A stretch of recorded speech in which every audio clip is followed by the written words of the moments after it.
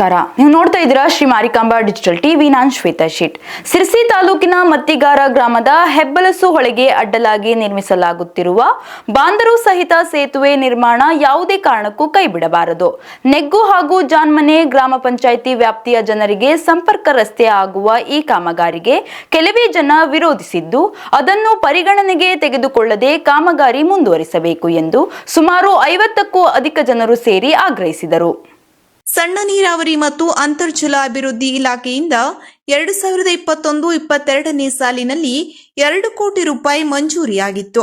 ಬಾಂದಾರು ಸಹಿತ ಸೇತುವೆ ನಿರ್ಮಾಣಕ್ಕೆ ಈ ಹಿಂದೆ ಗುರುತಿಸಿದ್ದ ಜಾಗದಲ್ಲಿ ಕೆಲವರು ವಿರೋಧ ವ್ಯಕ್ತಪಡಿಸಿದ ಹಿನ್ನೆಲೆ 2 ವರ್ಷದಿಂದ ಕಾಮಗಾರಿ ಆರಂಭಕ್ಕೆ ಹಿನ್ನಡೆಯುಂಟಾಗಿತ್ತು. ವಾಹಿನಿ ಯೋಜನೆಯಲ್ಲಿ ಯೋಜನೆ ಬಂದಿರೋದು ಬಾಂದಾರು ಮತ್ತು ಬ್ರಿಡ್ಜ್ ಅಂತೇಳಿ ವ್ಯವಸ್ಥೆ ಮಾಡಿದ್ದಾರೆ. ಅದು 2022ರಲ್ಲಿ ಮತ್ತೊಂದು ಯೋಜನೆ ಇದೆ. ಇದ್ರ ಜೊತೆಗೆ ಬಂದಿರುವ ಮತ್ತೊಂದು ಯೋಜನೆ ಕಾರ್ಯ ಆಗೋದ್ರಿಂದ ಸಮಯ ಮಿತಿ ಮುಗೀತು. ಮಳೆಗಾಲ ಬಂತು, ಅದನ್ನು ಮಾಡಲಿಲ್ಲ. 23ರಲ್ಲಿ ಚುನಾವಣೆ ಬಂತು, ಮುಂದೋಯ್ತು. 24ರಲ್ಲಿ ಅದನ್ನು ಪ್ರಾರಂಭ ಮಾಡಬೇಕಾದ್ರೆ ಇಲಾಖೆಯವರು ಮತ್ತು ಸ್ಥಳೀಯರೆಲ್ಲ ಸೇರಿ ಶುರು ಮಾಡಿದರು. ಸಣ್ಣ ಪುಟ್ಟ ವ್ಯತ್ಯಾಸಗಳು ಬಂದು, ಅಂದರೆ ಅದಕ್ಕೆ ಟೆಕ್ನಿಕಲ್ ಆಗಿ ಏನು ಮಾಡಬೇಕು, ಯಾವ ಪಾಯಿಂಟ್ನಲ್ಲಿ ಮಾಡಬೇಕು ಹೇಳೋದಕ್ಕೆ ಇಂಜಿನಿಯರ್ ಬಂದು 2-3 ಸಲ ಸ್ಥಳ ನೋಡಿದ್ರು. ಆ ಹಂತದಲ್ಲಿ ಒಂದು 2-3 ಜನ ಇಲ್ಲ ಅದು ನಮ್ಮದು ವಿರೋಧ ಅದೇ ಅನ್ನೋದನ್ನು ಮಾತು ಬಂತು. ಈಗ ಸದ್ಯ ಒಂದು 2-3 ದಿನದಲ್ಲಿ ದಿನಪತ್ರಿಕೆಯಲ್ಲೂ ಆ ವಿಚಾರ ಬಂದಿದೆ. ನಾವು ಇವತ್ತು ಯಾಕೆ ನಿಮ್ಮನ್ನು ಕರೆಸಿದ್ದೇವೆ ಅಂದರೆ, ನನ್ನ ಅಭಿಪ್ರಾಯಕ್ಕಿಂತ ಇಲ್ಲಿ ಸ್ಥಳೀಯರು ಯಾರಿಗೆ ಉಪಯೋಗ ಆಗ್ತದೆ ಅವ್ರ ಅಭಿಪ್ರಾಯ ತಗೊಂಡೋಗಿ ಹೇಳಿ ಬಂದಿದೆ. ಯಾಕಂದರೆ ದಿವಸ ಒಂದೊಂದು ಪೇಪರಲ್ಲಿ ಬಂದರೆ ಅಧಿಕಾರಿಗಳಿಗೂ ಸಮಸ್ಯೆ, ಆಮೇಲೆ ಕಾಂಟ್ರಾಕ್ಟರಿಗೂ ಸಮಸ್ಯೆ. ಯೋಜನೆ ಹಾಳಾಗಬಾರ್ದು. 2 ಕೋಟಿ ರೂಪಾಯಿ ದೊಡ್ಡ ಅನುದಾನ. ಮತ್ತು ಈ ವಿಚಾರವಾಗಿ ತಹಸೀಲ್ದಾರರಲ್ಲಿ ಒಂದು ಬೈಠಕ್ಕೂ ಆಗಿತ್ತು. ಪರ ಮತ್ತು ವಿರೋಧದ ಮಾತುಕತೆ ಆಗಬೇಕು ಅಂತೇಳಿ ತಹಸೀಲ್ದಾರ್ ಡೈರೆಕ್ಷನ್ ಕೊಟ್ಟಿದ್ದರಿಂದ ಅವ್ರು ನಾವು ಹೋಗಿದ್ವಿ. ಎಲ್ಲ ಮಾತುಕತೆನೇ ಆಯಿತು. ಅಲ್ಲಿ ಬಂದಿರೋ ವಿಚಾರ ಅಂದರೆ, ಪಶ್ಚಿಮ ವಾಹಿನಿಯಲ್ಲಿ ಅಭಿಮುಖವಾಗಿ ಹರಿಯುವಂಥ ನದಿಗಳ ನೀರು ನಿಧಾನವಾಗಿ ಸಮುದ್ರ ಸೇರಬೇಕು, ಇಲ್ಲಿ ತಂಪು ಉಳಿಬೇಕು. ಇದು ಒಂದು ಉದ್ದೇಶ. ಅಂದರೆ ಎರಡನೇ ಉದ್ದೇಶ, ಬಾಂದಾರು ನಿರ್ಮಾಣ ಮಾಡೋದ್ರಿಂದ ಅಕ್ಕಪಕ್ಕದ ಅಚ್ಚುಕಟ್ಟು ಪ್ರದೇಶಕ್ಕೆ ನೀರಾವರಿ ವ್ಯವಸ್ಥೆ ಆಗಬೇಕು. ಮೂರನೇದು, ಇಂಥ ಹಳ್ಳಿಗಳಿಗೆ ದೊಡ್ಡ ಮಟ್ಟದ ಅನುದಾನವನ್ನು ಮಂಜೂರು ಮಾಡಿ ಬ್ರಿಡ್ಜ್ ಮಾಡಲಿಕ್ಕೆ ಆಗೋದಿಲ್ಲ ಅಂಥೇಳಿ ಈ ಯೋಜನೆಯಲ್ಲಿ ಆ್ಯಡ್ ಮಾಡ್ಕೊಂಡು ಮಾಡಬೇಕು. ಈ 3 ಸದುದ್ದೇಶದಿಂದ ಈ ಯೋಜನೆಯನ್ನು ಮಾಡಿದ್ದಾರೆ. ಹಾಗಾಗಿ ಎಲ್ಲರೂ ಸಹಕರಿಸ್ಕೊಂಡು ಮಾಡಬೇಕಂತೇಳಿ ಒಂದು ಡೈರೆಕ್ಷನ್ ಇತ್ತು. ಟೆಕ್ನಿಕಲ್ ಇಶ್ಯೂಸ್ ಇದ್ದರೆ ಅದನ್ನು ಪರಿಹಾರ ಮಾಡಿಕೊಂಡು ಯಾವುದೇ ರೀತಿ ಪರಿಸರ ಹಾನಿಯಾಗದೆ ಇದ್ದಂಗೆ ಮಾಡಿ ಅಂತ ಆ ಥರ ಡೈರೆಕ್ಷನ್ ಕೊಟ್ಟಿದ್ದರು. ಇಂಜಿನಿಯರ್ ಸ್ಥಳಕ್ಕೆ ಬಂದಾಗ 2 ಭಾಗದಲ್ಲಿರೋದು. ಆ್ಯಕ್ಚುಲಿ ಅವತ್ತು ನಾನು ಇರಲಿಲ್ಲ, 17ನೇ ತಾರೀಕಿಗೆ ನಾನು ಇರಲಿಲ್ಲ. ಈಗ ಯಾರು ವಿರೋಧ ಮಾಡಿ ಪತ್ರಿಕೆಗೆ ವರದಿ ಕೊಟ್ಟಿದ್ದಾರೋ ಅವರಿದ್ದರು. ಅವರೇ ತೋರಿಸಿದ ಸ್ಥಳವನ್ನು ಆಯ್ಕೆ ಮಾಡಿದ್ದಾರೆ. ಅಲ್ಲಿ ಒಂದು ಕಡೆ ಬೆಟ್ಟ, ಇನ್ನೊಂದು ಕಡೆ ಸರ್ಕಾರಿ ಪಳ, 2 ಮಧ್ಯದಲ್ಲಿ ಸರ್ಕಾರಿ ಬಾಂಧು ಇದೆ, ಮಣ್ಣಿನ ಬಾಂಧು ಇದೆ. ಅದನ್ನು ಡಿಸ್ಟ್ರಾಯ್ ಮಾಡಬೇಕಿದ್ದಂಗೆ ನೀವು ವರ್ಕ್ ಮಾಡಿ ಅಂತೇಳಿ ನಾನು ಒಂದು ಸಜೆಷನ್ ಕೊಟ್ಟಿದ್ದೆ ಅವರಿಗೆ. ಯಾವುದೇ ಕಾರಣಕ್ಕೂ ಬಾಂಧುಗಳನ್ನು ಡಿಸ್ಟ್ರಾಯ್ ಮಾಡಬೇಡಿ, ಅದರಿಂದ ಅಪರಾಧ ಆಗ್ತದೆ ಅಂತೇಳಿ. ಆ ಪ್ರಕಾರ ಟೆಕ್ನಿಕಲ್ ಹೆಡ್ ತೋರಿಸಿದ ಸ್ಥಳದಲ್ಲಿ ಕಾಮಗಾರಿ ನಡೀತಾ ಇದೆ. ಈ ಕಾಮಗಾರಿ ಶುರುವಾದ ಮೇಲೂ ಮತ್ತೆ ತಕರಾರುಗಳು ನಡೀತಾ ಇದ್ದಾವೆ. ದಯಮಾಡಿ ಬಹುಜನರ ಬೇಡಿಕೆಗೆ ಅನುಕೂಲ ಆಗುವಂತೆ ನಿಮ್ಮ ಮಾಧ್ಯಮದ ಮೂಲಕ ಜನ ಉಪಯೋಗಿ ಕಾರ್ಯ ಆಗುವಂಗೆ ಸಹಕಾರ ಮಾಡಬೇಕಂತ ನಾನು ನಿಮ್ಮಲ್ಲಿ ವಿನಂತಿ. ಅಂತಿಮವಾಗಿ ಬೇರೆ ಜಾಗವನ್ನು ಗುರುತಿಸಿ ಕಾಮಗಾರಿ ಆರಂಭಗೊಳಿಸಲಾದರೂ ಕೆಲವರು ಪುನಃ ವಿರೋಧ ಮಾಡಿದ ಹಿನ್ನೆಲೆ ತಹಶೀಲ್ದಾರ್ ಮಧ್ಯಸ್ಥಿಕೆಯಲ್ಲಿ ಪರ ಮತ್ತು ವಿರೋಧ ಮಾಡುವವರನ್ನು ಕರೆದು ಸಭೆ ನಡೆಸಲಾಗಿತ್ತು. ಇಬ್ಬರ ಅಹವಾಲುವನ್ನು ಆಲಿಸಿದ ನಂತರ ತಹಶೀಲ್ದಾರರು ಅನುಕೂಲ ಹೆಚ್ಚಿರುವುದರಿಂದ ಕಾಮಗಾರಿ ಆರಂಭಕ್ಕೆ ಸೂಚನೆ ನೀಡಿದ್ದರು. ಈ ಕಾರಣದಿಂದ ಕಾಮಗಾರಿ ಆರಂಭಿಸಲಾಗಿತ್ತು. ಆದರೂ ಕೆಲವರು ವಿರೋಧ ವ್ಯಕ್ತಪಡಿಸಿದ ಹಿನ್ನೆಲೆ 50ಕ್ಕೂ ಅಧಿಕ ಜನರು ಸೇರಿ ಕಾಮಗಾರಿ ಮುಂದುವರಿಸಲು ಪಟ್ಟು ಹಿಡಿದರು. ಇದು ರೋಡ್ ಮಾಡುವಂಥ ಉದ್ದೇಶ ಜನಸಾಮಾನ್ಯರಿಗೆ ಒಳ್ಳೇದಾಗಬೇಕು ಅಂತ ಉದ್ದೇಶನ ಇಟ್ಕೊಂಡು ನಮ್ಮ ಕಾಗೇರಿ ಸಾಹೇಬರು ಇರಬೇಕಾದ್ರೆ ಅವರು ಮಂಜೂರಿ ಮಾಡಿ ಇದನ್ನ ಜಾಗ ಸ್ಪಾಟ್ನಲ್ಲಿ ನೋಡಿ ಇದು ಮಾಡಲಿಕ್ಕೆ ಅಡ್ಡಿಲ್ಲ ಆಗುವಂಥ ನಿರ್ಣಯ ಮಾಡಿಕೊಂಡು ಇದನ್ನು ಅವರು ಮಂಜೂರಿ ಕೊಟ್ಟಿದ್ದರು ಜಾಗಕ್ಕೆ. ಈಗ ಅದ್ರ ಬಗ್ಗೆ ಕೆಲವೇ ಒಂದು ವರ್ಷ ಸುಮ್ಮನೆ ವೈಯಕ್ತಿಕ ತಮ್ಮ ರಾಜಕೀಯ ಉದ್ದೇಶಗಳನ್ನು ಇಟ್ಟುಕೊಂಡು ಇದರ ವೈಯಕ್ತಿಕವಾಗಿ ಮಾಡ್ತಾ ಇದ್ದಂಗೆ ಕಾಣ್ತಾ ಇದ್ದೆ ಬಿಟ್ಟರೆ ಮತ್ತು ಯಾರಿದ್ದು ಇದರಲ್ಲಿ ದುರುದ್ದೇಶಗಳಿಲ್ಲ. ಅವಶ್ಯವಾಗಿದೆ, ಮಾಡಲೇಬೇಕು ಇದು ಅಂತ ಕೆಲಸವನ್ನು ನಾನು ಹೇಳ್ಕೊಂಡು. ನೆಗ್ಗು ಗ್ರಾಮ ಪಂಚಾಯತ್ ಮಾಜಿ ಅಧ್ಯಕ್ಷ ಹಾಗೂ ಹಾಲಿ ಸದಸ್ಯ ವಿನಾಯಕ್ ಹೆಗಡೆ ಹೆಬ್ಬಲಸು ಮಾತನಾಡಿ, ಈ ಕಾಮಗಾರಿ ನೆಗ್ಗು ಮತ್ತು ಜಾನ್ಮನಿ ಗ್ರಾಮ ಪಂಚಾಯತ್ ವ್ಯಾಪ್ತಿಯ ಹಲವು ಊರುಗಳ ಸಂಪರ್ಕಕ್ಕೆ ಅನುಕೂಲವಾಗುತ್ತದೆ. ನೆಬ್ಬೂರು ರೇವಣಕಟ್ಟ ಭಾಗದ ಸಾರ್ವಜನಿಕರು ಹೇರೂರು ರಸ್ತೆ ಸಂಪರ್ಕ ಪಡೆಯಲು ಅಮ್ಮಿನಹಳ್ಳಿ ಕೊಳಗಿ ಬೀಸ್ ಮೂಲಕ ಈಗ ತೆರಳುತ್ತಿದ್ದಾರೆ. ಈ ಬಂದಾರು ಸೇತುವೆ ನಿರ್ಮಾಣವಾದರೆ ಸುಮಾರು 10 ಕಿಲೋಮೀಟರ್ ಅಷ್ಟು ಪ್ರಯಾಣ ಕಡಿಮೆಯಾಗಲಿದೆ.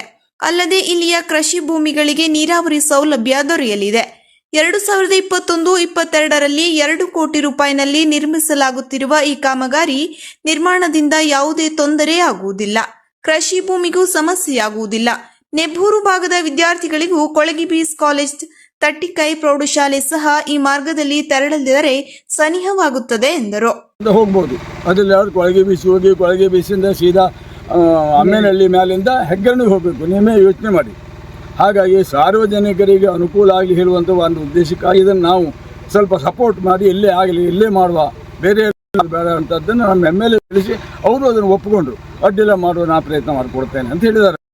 ಆದರೆ ಏನೋ ಇಲ್ಲಿ ಸ್ಥಾನೀಯವಾಗಿ ಒಂದು ಜಡಕ್ಕುಂಟು, ಅದು ಪ್ರತಿಷ್ಠೆ ಬಗ್ಗಾಗಿ ಎಂತ ಕೇಳ ಅರ್ಥ ಆಗ್ತಾ ಇಲ್ಲ. ಅದು ಇನ್ನು ಸ್ಥಳೀಯರಾದ ನರಸಿಂಹ ಹೆಗಡೆ ಹೆಬ್ಬಲಸು ಮಾತನಾಡಿ, ಇಲ್ಲಿಯ ಅಗತ್ಯತೆಯನ್ನು ಅರಿತು ಸರ್ಕಾರವೇ ಈ ಕಾಮಗಾರಿ ಮಂಜೂರು ಮಾಡಿದೆ. 2 ಗ್ರಾಮ ಪಂಚಾಯಿತಿಗಳ ಜನತೆಗೆ ಈ ಯೋಜನೆಯಿಂದ ಪ್ರಯೋಜನವಾಗುತ್ತದೆ. ಹೀಗಾಗಿ ಈ ಕಾಮಗಾರಿಯನ್ನು ನಡೆಸಲು ಯಾವುದೇ ತೊಂದರೆಯಾಗದಂತೆ ಎಲ್ಲ ಒಟ್ಟಾಗಿ ನಿಂತು ಸಹಕರಿಸಬೇಕು ಎಂದರು.